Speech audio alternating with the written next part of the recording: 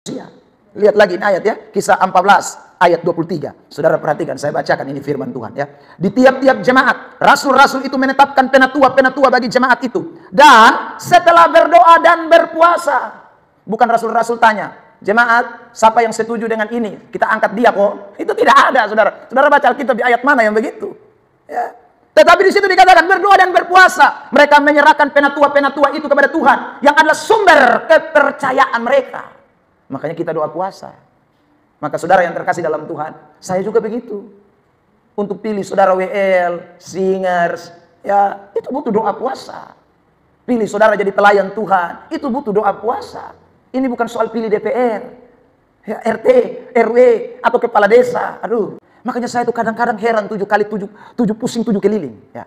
Minta maaf saya mesti omong ini di awal pelayanan. Saudara jarang ikut doa puasa, tapi kepengen melayani Tuhan terus. Hai, itu dari mana itu? Saudara yang terkasih dalam Tuhan, itu tidak bisa. Ya.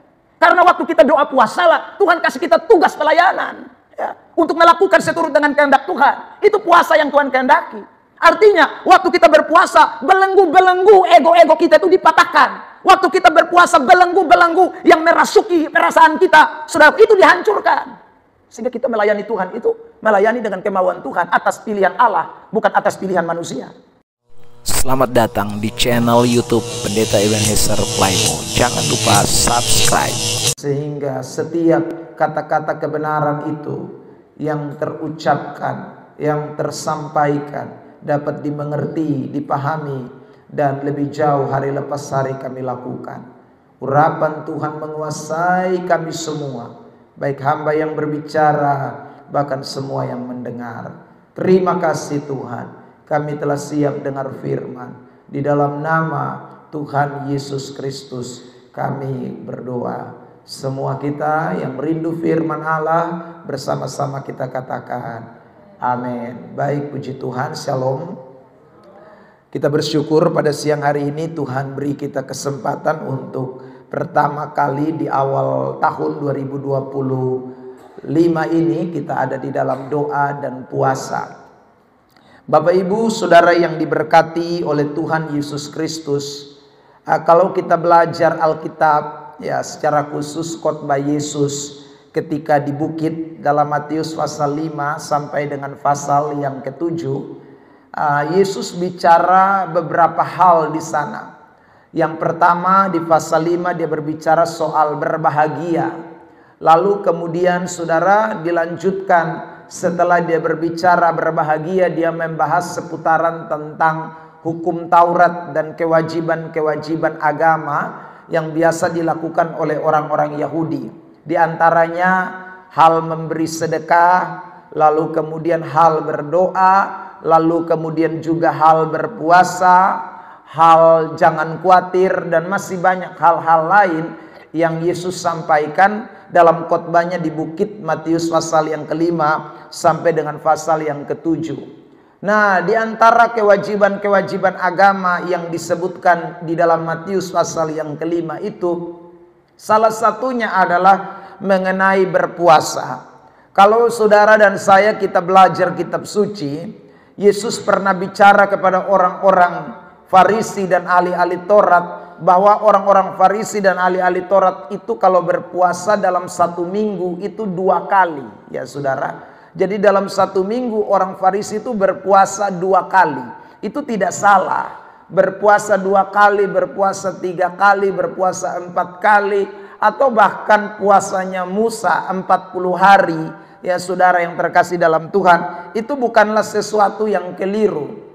Nah, tetapi tentu hal berpuasa itu harus dijalani dengan suatu makna, dijalani dengan suatu pengertian yang benar. Nah, itu yang sebenarnya tidak dilakukan oleh orang-orang Farisi atau orang-orang Yahudi, sehingga mereka berpuasa tetapi itu hanya sebagai rutinitas agama. Mereka berpuasa karena mereka melakukan kewajiban agama Yahudi saja, tapi tidak ada sesuatu yang mereka mengerti, pahami tentang puasa itu sendiri. Nah, saudara yang terkasih di dalam Tuhan, kita semua yang hadir pada kesempatan ini, kita juga penting sekali untuk berpuasa. Ya, di antara sejumlah kegiatan-kegiatan rohani, saudara, yang paling minim orang biasa lakukan itu adalah hal berpuasa. Kalau berdoa mungkin orang sering berdoa, ya. Kalau hal beri sedekah, beri kolekte, beli persembahan, orang sering kasih. Tapi soal berpuasa itu jarang sekali, saudara. Itu banyak orang yang Kristen yang tidak lakukan. Ya, saudara yang terkasih dalam Tuhan. Mungkin karena satu, tidak mengerti, atau yang kedua karena tidak mengetahui manfaat daripada puasa itu, sehingga orang tidak mau melakukan puasa itu. Padahal sekali lagi saya tadi katakan bahwa Yesus berkhotbah tentang puasa, Yesus bicara tentang hal berpuasa, rasul-rasul juga bicara tentang hal berpuasa, nabi-nabi di dalam perjanjian lama juga banyak sekali yang bicara tentang berpuasa dan juga mempraktekkan soal puasa. Tapi saya ulang, hari-hari ini orang Kristen hanya yang lain-lain tadi saya katakan berdoa itu rajin, ya saudara, atau sering. Lalu kemudian beri persembahan itu juga sering. Tapi soal puasa itu adalah sesuatu yang sukar sekali untuk dilakukan oleh orang-orang Kristen. Nah, pada kesempatan ini saya mau berbagi berkat firman Tuhan ini agar kita semua, ayo kita belajar untuk mulai di tahun 2025 ini bukan hanya berdoa saja. Di tahun 2025 ini bukan hanya saja saudara memberi persembahan, tetapi kita mau naik satu tingkat, lakukan firman Allah secara khusus tentang hal berpuasa. Nah, saya mau baca Yesaya pasal 58, ya, ayat yang kelima sampai dengan ayat yang ke-11, ya. Kita akan memperhatikan teks-teks ini. Saya akan membacakan ayat yang kelima lebih dulu, lalu Bapak Mama Bapak Saudara ayat 6, kita bergantian sampai ayat 11. Ayat 5. Sungguh-sungguh inikah berpuasa yang ku kehendaki, dan mengadakan hari merendahkan diri, jika engkau menundukkan kepala seperti gelagah, dan membentangkan kain karung dan abu sebagai lapik tidur.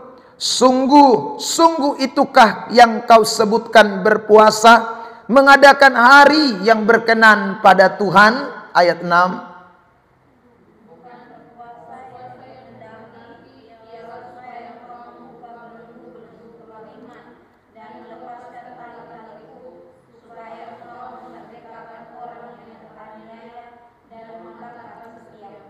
Supaya engkau memecah-mecah rotimu bagi orang-orang yang lapar, dan membawa ke rumahmu orang miskin yang tak punya rumah.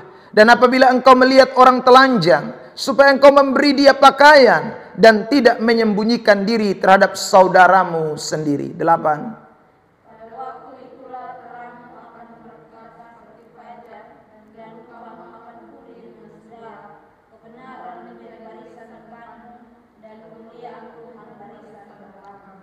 Pada waktu itulah engkau akan memanggil, dan Tuhan akan menjawab engkau.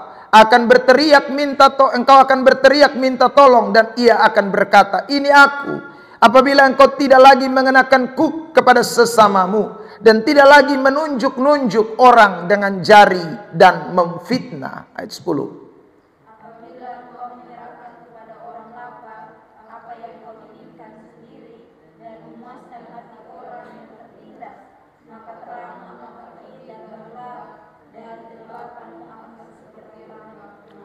Ayat 11, 1, 2, 3. Tuhan akan menuntun engkau senantiasa, dan akan memuaskan hatimu di tanah yang kering, dan akan membaharui kekuatanmu. Engkau akan seperti taman yang diairi dengan air, dan seperti mata air yang tidak pernah mengecewakan. Saudara yang diberkati oleh Tuhan Yesus Kristus, kalau kita membaca ayat 5 ini sampai dengan ayat yang ke-11, maka kita menemukan dua bagian besar yang dibicarakan di dalam kitab Yesaya mengenai hal berpuasa. Bagian besar yang pertama yaitu, saudaraku, Yesaya di dalam tulisannya ini menyatakan suara Tuhan atau pernyataan-pernyataan Tuhan tentang hal berpuasa yang benar, atau definisi puasa yang benar yang sesuai dengan kehendak Tuhan. Lalu kemudian yang kedua, Yesaya sedang menyatakan isi hati Tuhan tentang setelah orang yang berpuasa dengan benar itu apa yang akan dialami, atau dampak-dampaknya, berkat-berkat dari orang yang berpuasa dengan benar. Nah, kalau kita baca tadi, saudara, jelas sekali bahwa orang yang berpuasa dengan benar itu memberikan dampak yang sangat positif. Ya, saya bacakan, saudara yang terkasih di dalam Tuhan, kembali perhatikan ayat yang ke-7 mulai. Di sana dikatakan ayat yang ke-8 ya. Pada waktu itulah terangmu akan mereka seperti fajar. Wah, itu pada waktu kapan? Pada waktu saudara berpuasa dengan benar. Pada waktu saudara berpuasa dengan sungguh-sungguh sesuai dengan kehendak Allah. Dan lukamu akan pulih dengan segera. Waduh, jadi kalau kita sakit, Tuhan sembuhkan kita. Kebenaran menjadi barisan depanmu, dan kemuliaan Tuhan barisan belakangmu. Wah, enak itu ya. Ayat yang ke-9. Pada waktu itulah engkau akan memanggil dan Tuhan akan menjawab. Engkau akan berteriak minta tolong dan ia akan berkata, ini aku. Wah, itu kalau saudara puasa dengan benar. Ya. Apabila engkau tidak lagi mengenakan kuk kepada sesamamu dan tidak lagi menunjuk-nunjuk orang dengan jari yang memfitnah. Dengan kata lain, puasa yang benar itu, kalau kita lakukan, ada sesuatu yang luar biasa. Lalu kemudian saudara, di ayat 11, Tuhan akan menuntun engkau senantiasa dan akan memuaskan hatimu di tanah yang kering dan akan membaharui kekuatanmu. Engkau akan seperti taman yang diairi dengan baik dan seperti mata air yang tidak pernah mengecewakan. Jadi saudara lihat itu. Rupanya kalau kita puasa dengan benar itu luar biasa. Sakit disembuhkan, Tuhan tuntun kita, Tuhan kasih dia punya terang itu bercahaya dalam hidup saudara dan saya. Kalau kita lemah, Tuhan kasih kita kekuatan. Dia janji kita seperti saudara taman yang diairi dengan baik, seperti mata air yang tidak pernah mengecewakan.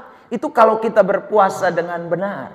Karena itu saudara yang terkasih di dalam Tuhan, orang Yahudi mereka mau berpuasa, tetapi rupanya mereka salah berpuasa. Mereka ingin berkat-berkat itu. Mereka ingin saudaraku hal-hal yang baik itu. Tetapi puasa yang mereka lakukan sesuatu puasa yang tidak sesuai dengan kehendak Allah. Akhirnya Tuhan bukan senang sama mereka puasa. Lalu Tuhan celah mereka, Tuhan marah mereka. Saudara yang terkasih di dalam Tuhan. Nah, hari ini kita mau belajar dari firman Tuhan ini sekali lagi. Supaya kita betul-betul kalau berpuasa, berpuasalah dengan benar. Berpuasalah sesuai dengan kehendak Allah. Nah, saya bahas saja satu dari definisi atau makna atau pengertian dari berpuasa yang dikehendaki oleh Allah. Yang pertama, saudara yang terkasih di dalam Tuhan, dikatakan tadi di dalam ayat yang ke-6, perhatikan ini. Bukan itu artinya yang tadi di atas-atas itu. Mereka puasa, mereka bikin diri model kayak ayam mati, ya saudara, ayam penyakitan. Mereka berpuasa, mereka bikin diri semacam orang yang lemah-lemah. Bukan itu yang Tuhan mau. Berpuasa yang ku kehendaki ialah, nah ini berarti yang Tuhan mau. Supaya yang pertama, engkau membuka belenggu-belenggu kelaliman. Itu yang pertama. Jadi saudara, puasa yang Tuhan kehendaki itu adalah membuka belenggu-belenggu kelaliman.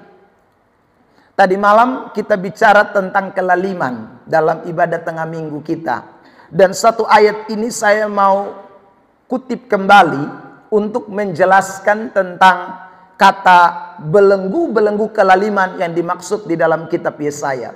Mari perhatikan Roma 1 ayat 18. Saudara yang terkasih dalam Tuhan, saya bacakan firman Tuhan. Sebab murka Allah nyata dari sorga atas segala kefasikan dan kelaliman manusia yang menindas kebenaran dengan kelaliman. Ingat kembali, kata menindas tadi malam saya sudah sebutkan dari kata katecho, yang artinya adalah sesuatu yang dipegang atau sesuatu yang dimiliki namun ditahan atau dikurung, ya, dibelenggu, tidak mau dilepaskan, tidak mau dikeluarkan, tidak mau ditampilkan, tidak mau dinyatakan. Itu namanya katecho atau penindasan. Terhadap apakah? Kebenaran. Nah, tadi ayat yang kita baca dalam kitab Yesaya, dikatakan puasa yang Tuhan kehendaki itu melepaskan belenggu-belenggu kelaliman. Artinya apa, saudaraku? Yang dimaksud belenggu-belenggu kelaliman itu adalah, sekali lagi, hal-hal yang membuat firman Allah itu tidak bisa keluar. Hal-hal yang membuat kebenaran itu tidak bisa muncul. Hal-hal yang membuat kebenaran itu, saudaraku, disembunyikan atau dibelenggu, dipenjarakan, itu harus dilepaskan. Bagaimana cara melepaskannya? Puasa salah satu cara. Nah, saudara yang terkasih dalam Tuhan.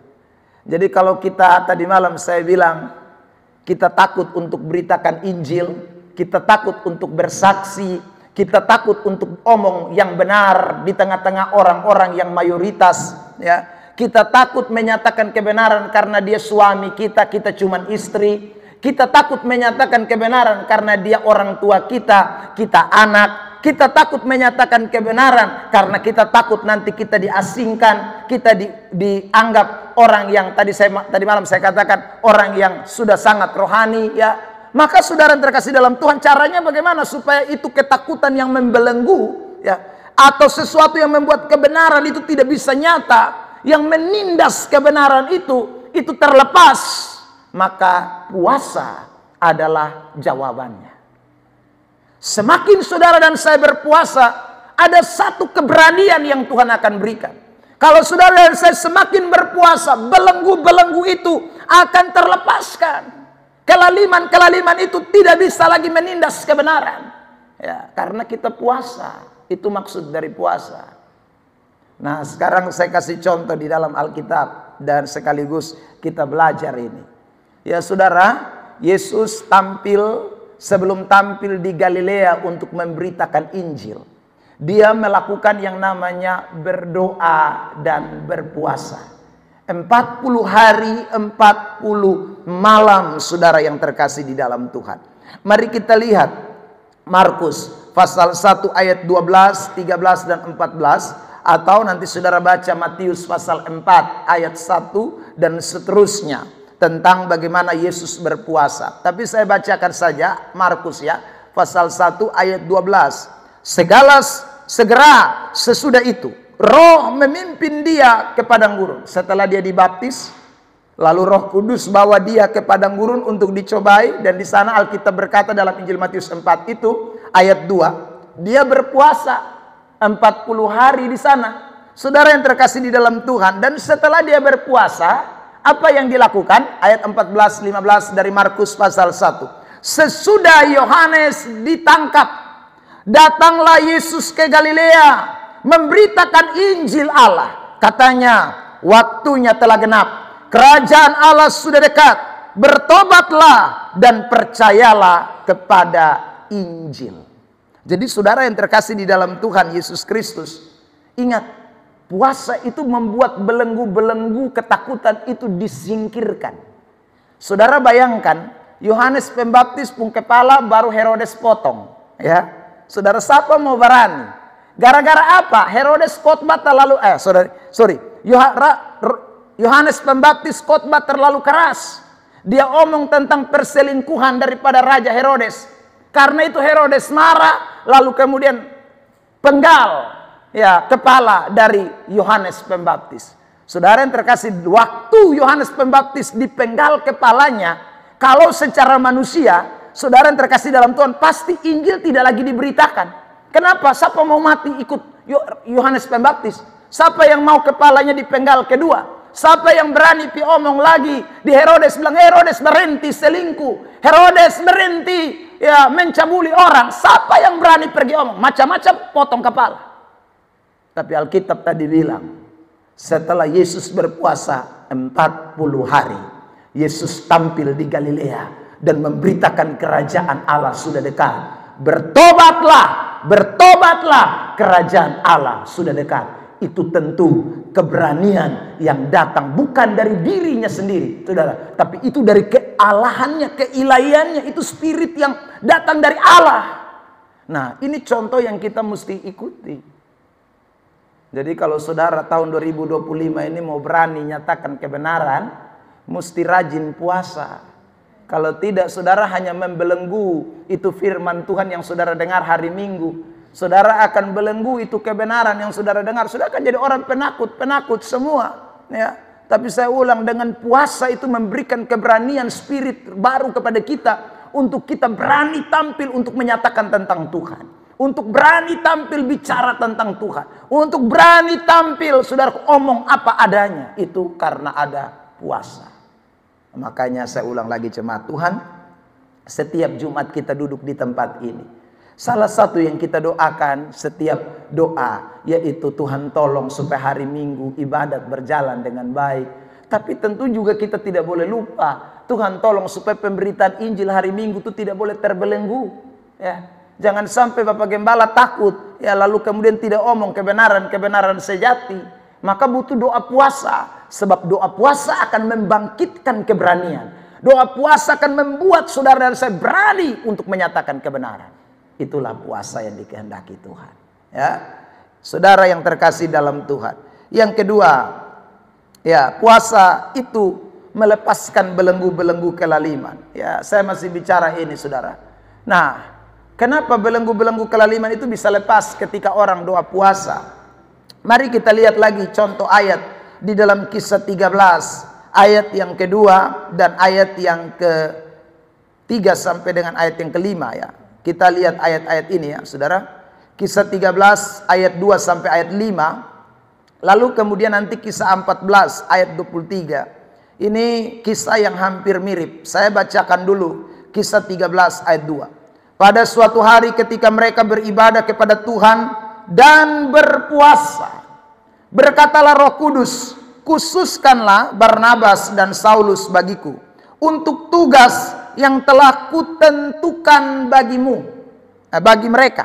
Jadi saudara, untuk tugas, untuk pelayanan, ya, untuk mengerjakan sesuatu di pekerjaan Tuhan, maka orang beribadah dan berpuasa. Lalu apa yang Roh Kudus omong, baru mereka lakukan. Ayat 3. Maka berpuasalah dan berdoalah mereka. Dan setelah meletakkan tangan ke atas kedua orang itu, mereka membiarkan keduanya pergi. Ayat 4 dan ayat 5. Oleh karena disuruh Roh Kudus, Barnabas dan Saulus berangkat ke Seleukia. Dan dari situ mereka berlayar ke Siprus. Setiba di Selamis, mereka memberitakan firman Allah di dalam rumah-rumah ibadat orang Yahudi. Dan Yohanes menyertai mereka sebagai pembantu mereka. Siapa Yohanes di sini? Yohanes di sini yang dimaksud adalah Markus.